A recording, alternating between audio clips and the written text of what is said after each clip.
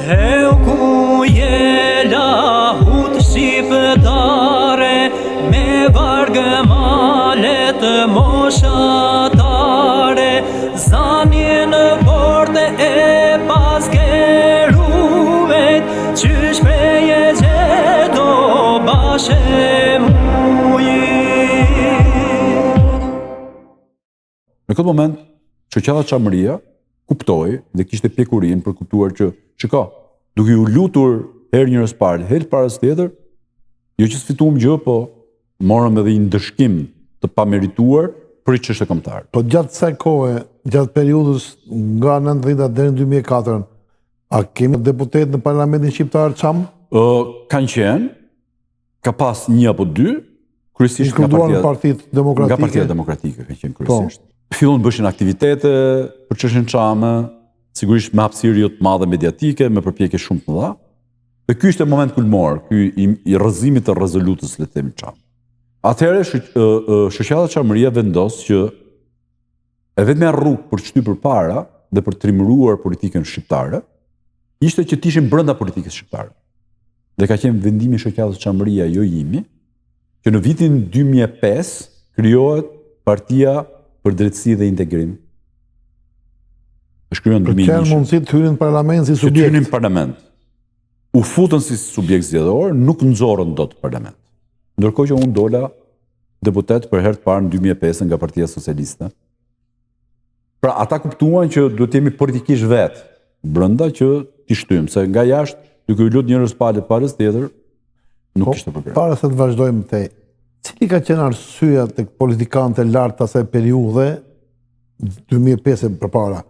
Pse ata nuk e kanë parë çështjen Çame si një çështje të natyrshme për të zgjidhur si vetë shteti, vetë parlamenti? Në fillimet e saj në vitin 91-92, kryeministri Meksi, në takimin me Mitsotakisën, dhe Sali Berisha është deklaruar, dhe Ramiz Alia me Muhamet Kaplanin. Po i kam parasysh ato. Në vitin 1992, në takimin midis kryeministrit Meksi dhe Mitsotakis, Mizari thotë që shiko, këtë çështje ta hapim një çik më vonë, se plagët janë akoma të hapura. Megjithëse plagët ishin tonë. Madje është rënë dakord që pra ta trajtojmë më vonë, por është rënë dakord që të ngrehen komisionet mikse për ndërtimin e varrezave të partizanëve të rënë në Çamëri. Është rënë dakord. Sigurisht që pyetja është që po mirë, politika shqiptare dhe shteti shqiptar ishte më i fortë në kohën e mbretit Zog, ku sapo ju thashë Medi Frashëri, Rauf Fico, edhe Fanoli më mbrapa, bënin mbrojtje par excellence në lidhjen e kombës, më thonë, në OKB për çështjen Çame. Sot politika shqiptare apo vite më përpara është më e fuqishme se sa shteti në 92-shit, mbante qëndrime dhe rinin përballë. Kjo është një gjë që nuk mund të arsyetohet, por po mundohet. Sidomos mas krizës së vitit 96, ju kujtohet histori mirë. Po, absolutisht. Dhe asaj që ndodhi me Shqipërinë në vitin 97, pra rënies së shtetit shqiptar, pas kësaj Greqia ka pas shumë durët prezente në ekonomi dhe në politikën shqiptare. Pra dobësimi i shtetit shqiptar solli dhe kompleksi, madje në një nga partitë politike në këtë lidhje thotë që morëzuan grekët në 97-ën edhe duhet pas kujdes me ta. Pra vuan nga ky sindrom politika shqiptare. Dobësimi i shtetit shqiptar mas vitit 1997 solli një prezencë të shtuar në ekonomi. Ju e dini, bankat ishin banka greke. AMC-ja e vetmja kompani celular. Në politik ishte ky kompleksi me disa ministra të cilët zhdukën dhe dosjen Çame e ca gjëra të tjera, nga Ministria e Jashtme. Një ndër ministrat e jashtëm që se unë jam munduar të asistoj të ndihmoj, më thoshte shpëtim, kur kam shku në Ministri të Jashtme, i referohen për shembull zot Bushati, tha kam gjetë një dosje me 2 fletë për çështjen Çame. Imagjinoni? Edhe këto minutazhe që flasim ne, ja kam dhënë unë pastaj, që duhet ishin në rekordet e një shteti normal dhe serioz. Këtu them unë që buron, por trajtoj si justifikim prap, sepse unë gjithmonë e them, një shqiptar që populli i ka dhënë të drejtën që të jetë ministri i jashtëm apo kryeministër. Nuk ka ku shkojnë më shumë. Pse kaq? Ku do shkojë njeriu? Dhe se kuptoj dot fare se si të jesh në këto pozicione kaq të larta dhe mos mbrosh interesin e kombit tënd që të ka bërë dhe nderin dhe të ka vu atje. Pra, me këtë që thash, nuk po justifikoj. Në këtë deshet të thënë. Është kompleks që nuk e di pse nga buron. Nuk gjej arsye qëndësishme. U kryua PDI-ja, pati një aktivitet shumë të mirë, dhe vim në vitin 2009. Në vitin 2009 PDI-ja arriti që të nxjerrte një deputet nga Vlora. Arrita të dalë dhe unë nga Partia Socialiste. Dhe ky ka qenë momenti që unë vendosa përfundimisht që mund të rish në politikën shqiptare, siç rrinë gjithë të tjerë. Ka shumë parti. Të majtë, djathë, pronat. Po besoj që nëse ka një parti e cila ka një arsye pse rrin parlamentin e Shqipërisë dhe ka një kauzë nga 25 në bën koalicion, nga 70 parti që janë, është Partia për Drejtësi, Integrim dhe Unitet. Unë kam arsyetuar kështu në këtë kohë. Kam qenë komod në Partinë Socialiste për i të vërtetë. Kam qenë drejtuesi i qarkut të Tiranës. Kam qenë antar kryesie. Me thënë drejtë jam deri respektuar. Por kam kuptuar që për shkak të eksperiencës, pra bësha 2 herë deputet, çështja e shqiptarëve çamërisë kishte nevojë për një prani relevante, edhe me eksperiencë politik, që të potencohej. Dhe kjo ka qenë arsyeja pse vendosëm të krijojmë Partinë për Drejtësi dhe Unitet në 2009-ën, u bëm me 2 zëra në parlament dhe gjërat ndryshuan, ju e keni parë. Unë për herë të parë kam folur për çamërinë vitin 2006, fjalimi im i parë në parlament ka qenë për çështjen e shqiptarëve të çamërisë, shumë emocion i madh ka qenë. Ka marrë me 10 qindra fjalime, po për mua më i bukur është ai i parë, sa herë që i kthehem vetes time. Dhe ne u bëm subjekt elektoral.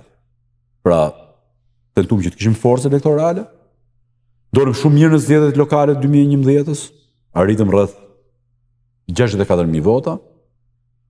Në 2013 më dorëm me 5 deputet, dhe ishte një forcë shumë e madhe.